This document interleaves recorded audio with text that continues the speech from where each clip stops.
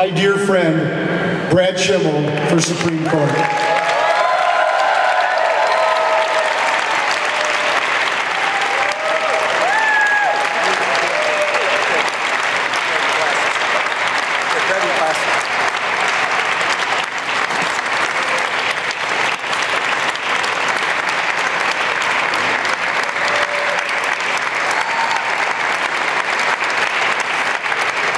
Thank you, friends. Welcome, and thank you all so much. So many of this room have been with me through thick and thin for all these years, and I'm deeply honored that you're here tonight to celebrate this with me. By now, you've probably figured out that I'm not announcing my retirement. You know, for the past 5 years, being a judge has given me a stability in my life that I hadn't known since before I announced running for district attorney in 2004. It's been a long time since life was that stable, since I was home for family dinners, since my neighbors could recognize me. Yeah, woo! Since I made it to all the family events, since I could shoot in a sporting clays league. It's been a long time, and it's been nice. As that judge saying, but I'm tan, rested, and ready. Well, I'm not that tan, but I'm ready. I'm ready for something new. Because I had a short drive to work for the last 5 years. I had time to do what I wanted to do. I know that's about to change. Because apparently I don't like stability in my life. And every once in a while, I just have to turn it upside down and do something. I know what I'm getting into. I've been there. I know what a statewide race means. And I know it's going to be hard on me and my family and all the people who know me. But I can't sit on the sidelines anymore. Since 2020, our state and nation have been on a decline. And the behavior of the new majority on the Wisconsin Supreme Court demonstrates to us that they're going to destroy the stability of this state. To me, the stability of our state is more important than my stability or my family's stability. So I'm willing to set that stability aside and do this. Now, before I get too far, I want to thank people who helped me tonight put this together. Pastor John Putnam, thank you. You know, all through my years as Attorney General, he was there with me so often to pray through difficult times. He was one of the people who helped set up our statewide law enforcement police chaplain program.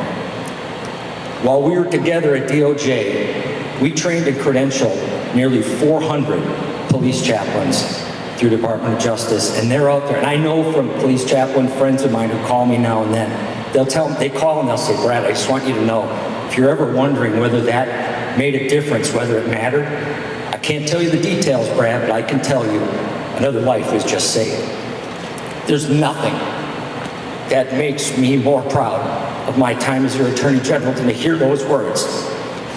Because I committed that I was going to take care of the people who take care of us, and I'm proud that we did it. We did everything we could.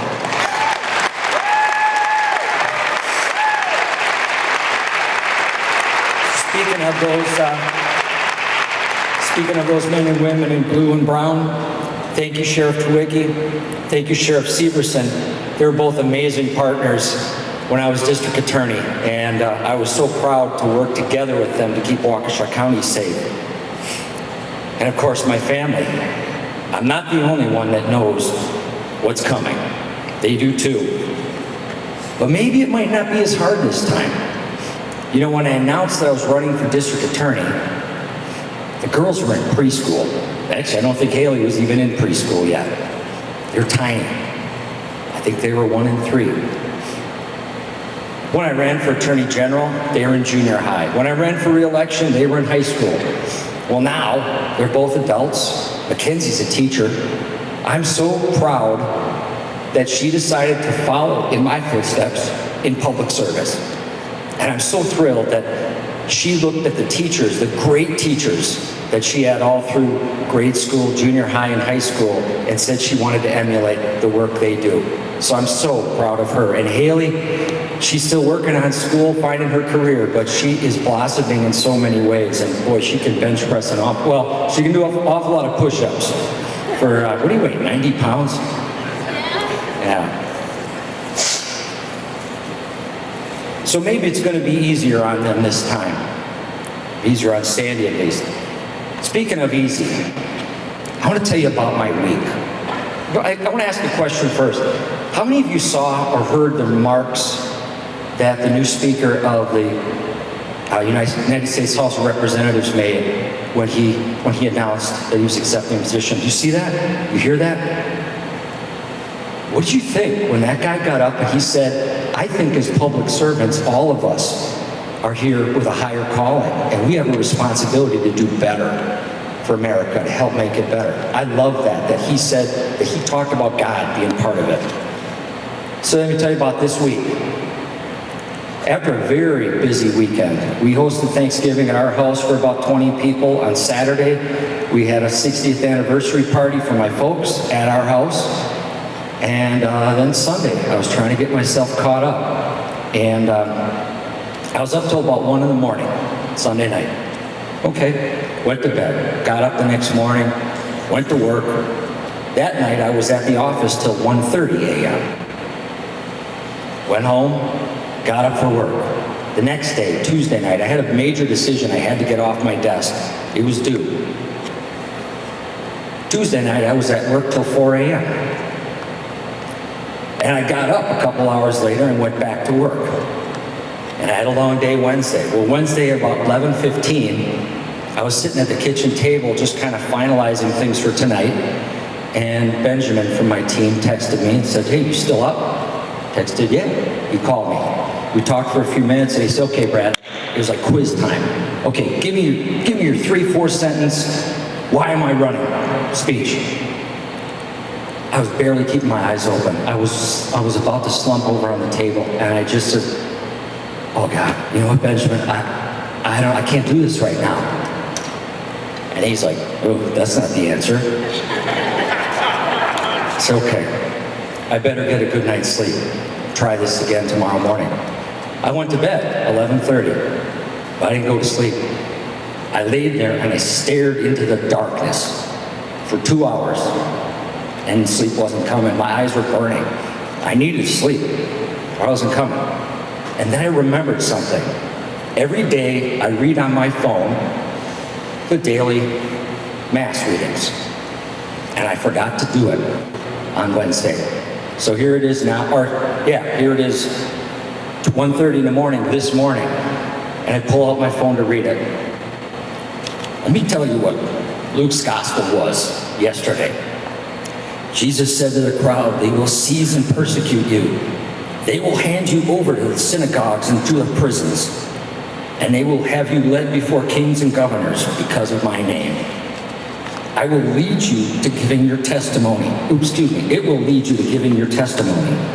Remember, you are not to prepare your defense beforehand.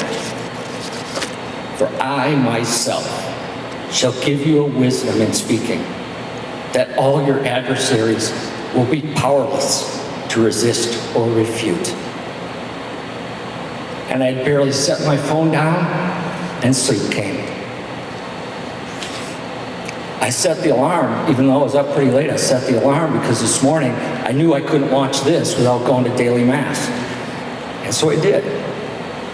And at daily mass this morning, I've been praying for the last couple of months while I'm preparing for this. I said, God, I don't know your will. Please guide me to do it. And I ask just this, God. Please, as I do this, don't let me be put to shame. That's been my daily prayer. Do you know what St. Paul said to the Romans said in this morning's Mass? The scripture says, no one who believes in him will be put to shame. I got to tell you, I had no energy, but then I did. And I'm psyched, and I'm fired up, and I'm ready, and I don't know if God's plan is for me to win, but I do know God's plan is for me to run and to do my best, and that's what I'm going to do.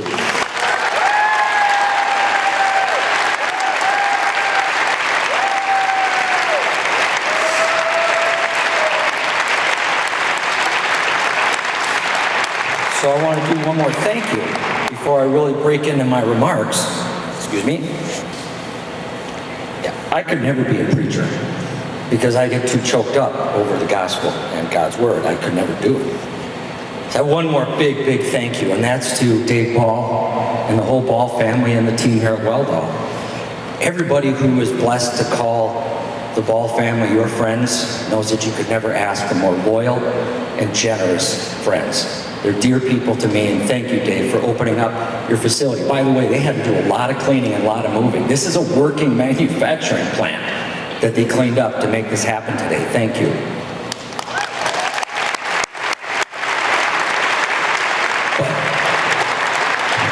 The reason I asked Dave if we could do this here, because there's no better place to make this announcement. There's no better embodiment of the American dream than right here. Weldall is a perfect metaphor for why I'm running. 50 years ago, this year, Dave Sr. started with nothing more than great welding skills and an incredible work ethic in a garage in West Dallas. And he built it and built it, and his reputation grew, and more people demanded his work, and all of a sudden, he needed a bigger place, and then had to hire people. And then he got this place, and then he bought the place next door, and the one up beyond that, and I think they're gonna buy more. They ship metal structures all over this planet, from right here in Waukesha, Wisconsin. They've even built launching pads that space shuttles have gone into space from. You name it, they build it here. It's amazing. This is the American dream, folks. Thousands of families here in Waukesha over 50 years have benefited, have family supporting jobs because of the work, because of Dave's hard work and dream 50 years ago. That's the American dream, and that's why I'm so thrilled to make this the place. But a success story like that is only possible when the justice system is fair, impartial, predictable, and has respect for the rule of law. Because without those things, it's chaos. And you can't build this without that stability. I know all too well how liberal policies can have hard consequences for families. You see, shortly after, my brother, who's here, and I'm so proud of Mark too. I don't have time to talk about the things why I'm so proud of him and his wife Kim, but I know, Mark and I know, because shortly after we graduated high school, our parents and our sister moved to Mississippi. My dad was with the Heil Company that was founded in Wisconsin in 1903, and it's still a strong company. You can go out on the highways. There's a good chance if you drive more than a few miles, you're going to see something built by Heil that you pass. They are all over the place, only they don't build it here anymore. The liberal policies in Wisconsin back in the 1980s drove that thriving company out of Wisconsin. And my dad looked for other work here, but the stale economy offered no other comparable work for him. The last thing he wanted to do was leave here. He lived, my mom too, they'd lived their whole life here, but they had to go because that was the only place a job was going to be. And so he went down to Tishomingo, Mississippi to be plant superintendent for Heil.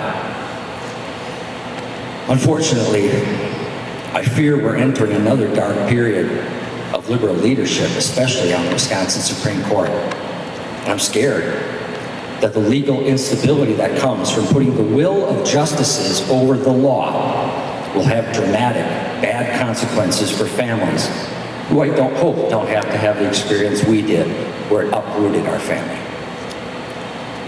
So on August 1st of this year, the balance of the Supreme Court shifted. We all know, nobody had to tell us, the liberals are now in majority. They've been in the majority before. And we know the damage they've done in the past when they've been in the majority, but this time, it's different. As they say, this is not your father's liberal majority.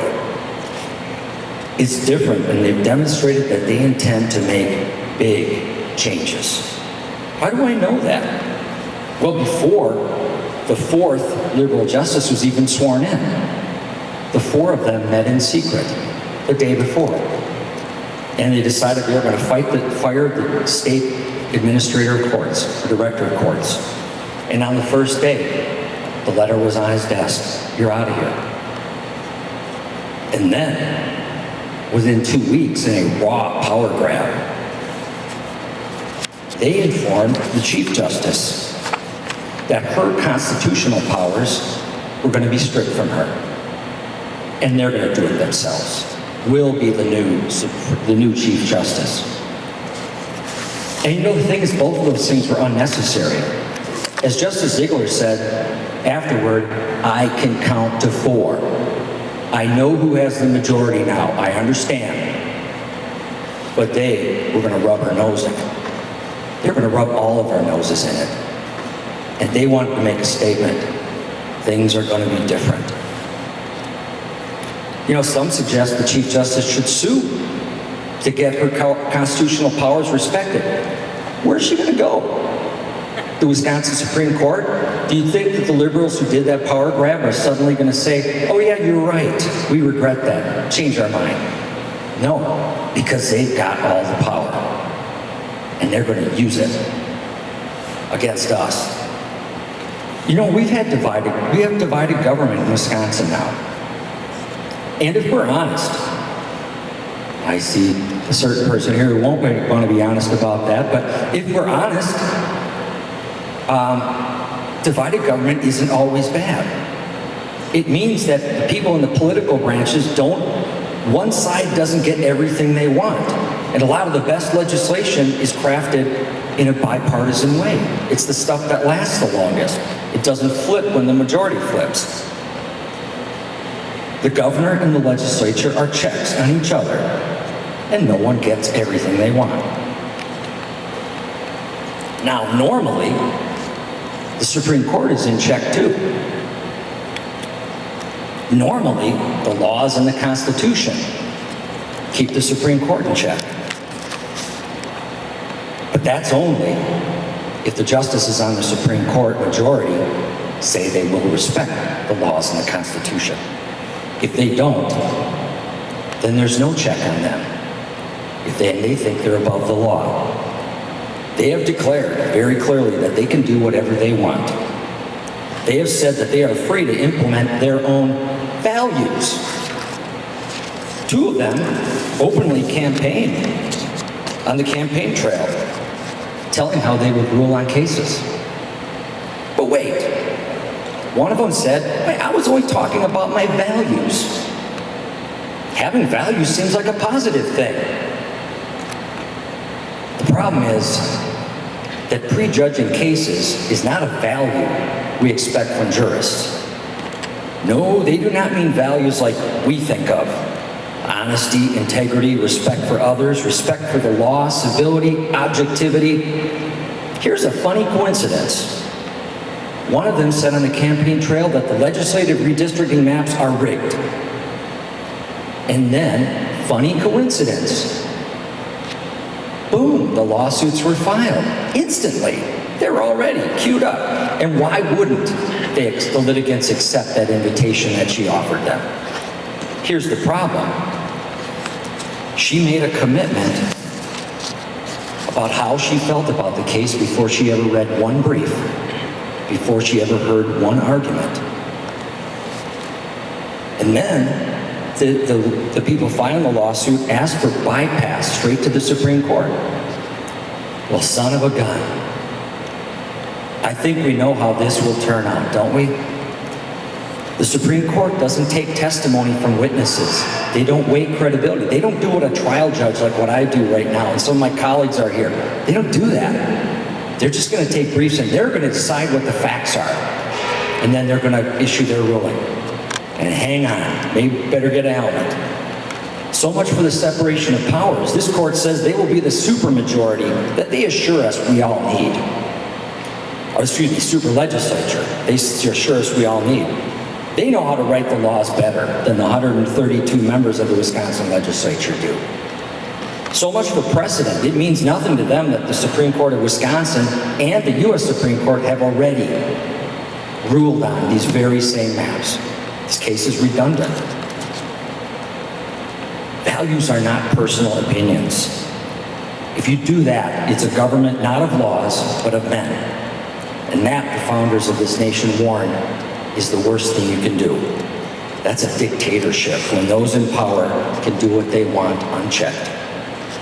Wisconsinites of all political ideologies should find this offensive. Even if some think it's fine right now because you might be getting what you want, you should be concerned that if the majority on the court flips, if they exercise power the same way, everything you want is going to get taken away from you. None of us should condone this. This cannot be the new standard. I'm running to restore integrity and accountability to Wisconsin Supreme Court. Thank you.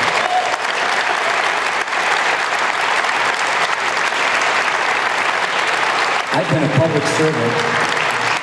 I'm proud to have been a public servant for you for 34 years now. Public service is not about power or personal wealth. It's kind of a quaint thing to say that, isn't it nowadays?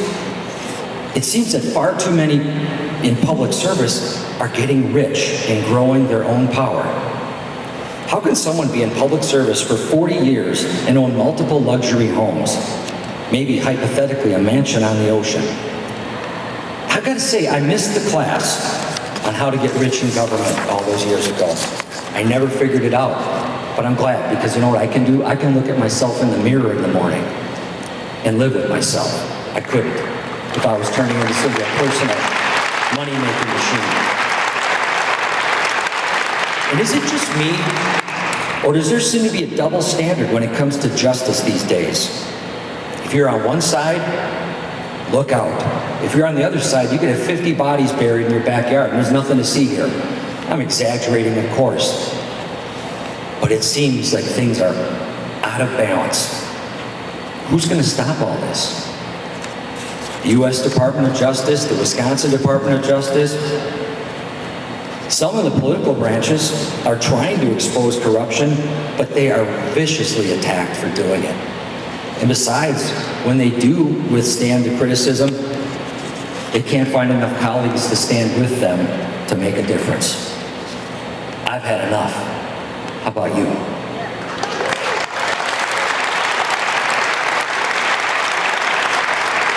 What is to be left? What is to be left of the ideals that forged this great nation and state if someone does not do something to restore the rule of law? When those who are supposed to be the watchdogs in government don't do their jobs, then it falls on the courts to provide justice for the aggrieved and hold the powerful accountable.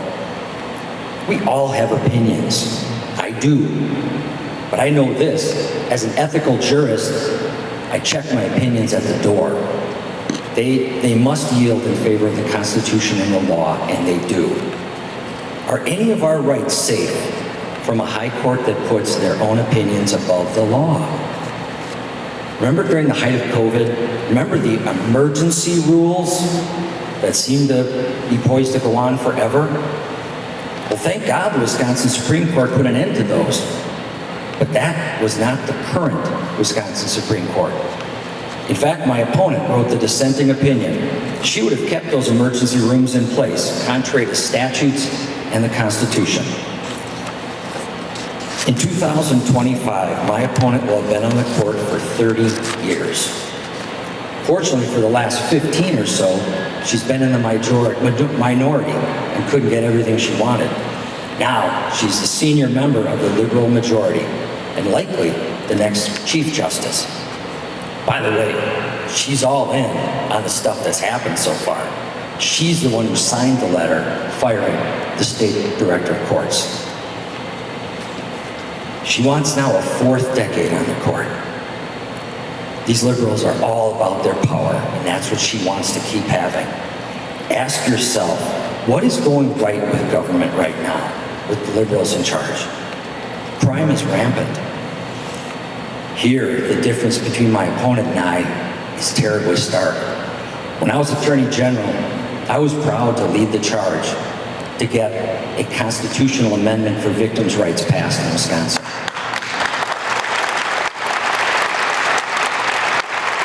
You know it as Marcy's Law.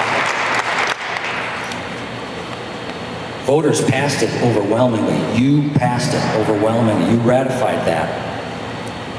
Well, some people sued, and that's all right. You have a right to sue. But it went to the Supreme Court. It was sustained. The court did not overturn your will. But there was one justice who dissented and would have struck that constitutional amendment down, and that was my opponent. Even her liberal colleagues couldn't stomach that and didn't side with her. There's only one way to stop this madness. We know what's coming. They will spend tens of millions of dollars with attack ads and lies. By the way, is anyone else bothered by the huge impact California dollars have on our Wisconsin court elections now? It bugs the heck out of me. I'll tell the truth on the campaign trail. I will talk about my values. I will. But my values are honesty, integrity, respect for other people. I understand the difference between my values and my opinions. I will set aside my opinions as I have on the bench for 5 years. You know, we tell every jury before they hear the very first opening statements or any evidence in the case, we tell them every time, you are not to begin judging this case until the end, until you have heard all of the evidence and all of the arguments. You're not to talk to each other or anyone else about the case. You are to remain objective. We tell that to every jury. But this current Supreme Court majority doesn't think that applies to them. Why are they better than the citizens who serve on juries when it comes to respect for the law?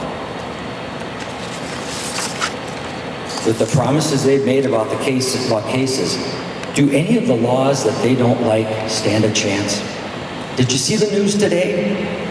Today, 7 labor unions filed lawsuits again against 2011 Act 10. That law's been on the books now since 2011, and here we are. It's had scores of lawsuits already, and here we are again. Why? Because this majority on the court invited it. We must take back the majority in 2025, and if we don't, by the way, our next chance is not till 2028. You know me. You're all my friends. You know how I campaign. I will not be outworked. I will not be intimidated by the huge liberal machine that has pumped tens of millions of dollars into buying justice in Wisconsin. If conservatives are going to win again, we need to unify. I believe I'm the best candidate to unify those who have been at odds through the difficult primaries of the past 2 years. We need to avoid a damaging primary, but I'm not entitled to avoid that. I'm not anointed to this. I will earn it. I did it when I ran for Attorney General. I outworked the other people who were thinking about primarying it. That's what I'll do this time too. We need a stronger ground game as conservatives. I have the relationships with the grassroots volunteers. Many are here tonight. In a time when public safety is a huge concern for the people of Wisconsin, I have very strong relationships with the law enforcement community.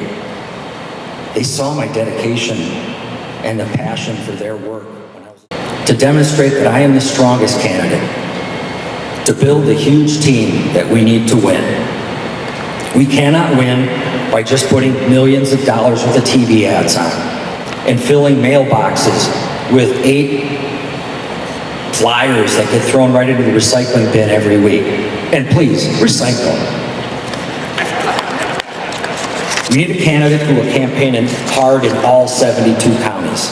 I love retail campaigning. Let me tell you a little secret. In 2018, it's the only year I ever kept track of my mileage when I was campaigning. In 2018, I averaged 2,300 miles a week on my car. I changed the oil every 3 weeks, and I was always over the 5,000 miles. That was working for you. It takes time and energy to hit all those counties to do that. And with the presidential race and the U.S. Senate race sucking up all the oxygen for a good part of next year, we can't wait till next November to start. We can't announce in the summer when no one's paying attention. We got to get out in front of it. That's why I'm starting now. Most importantly, this long race gives me the time to listen to the voters and make sure I can be the best public servant to represent their interests, not my opinions. I will work my tail off. I will tell the truth. I will be honest about my views, but I will never prejudge a case. No litigant should come to court knowing that their case is already lost. With your help, I will win in April of 25 and restore integrity and objectivity to the Supreme Court and restore public confidence in the justice system. This is not just a campaign. This is a movement to take back our state. And with your help, we're going to do it. Thank you. God bless you. God bless the people of Wisconsin. God bless the United States of America. Now for on the